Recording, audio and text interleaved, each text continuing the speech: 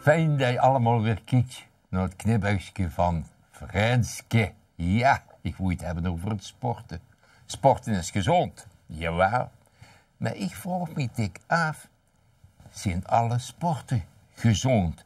En geeft het wel op? En dan denk ik, ja, judo, ja, dat geeft nog.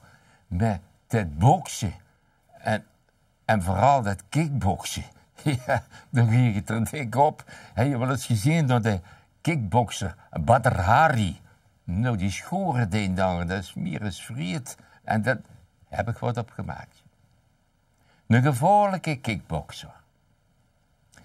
Kickbokser Badr Hari, bekend van ruigende ring rondspringen, ging uit eerzucht en voor zijn fans bij Johnny Hoes een cd opnemen.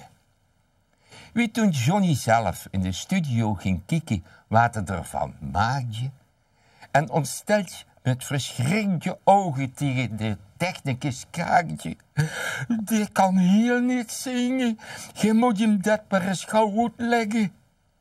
Zag hij heel bezorgd kijken tegen Johnny: "Klopt, maar goed je het hem zeggen."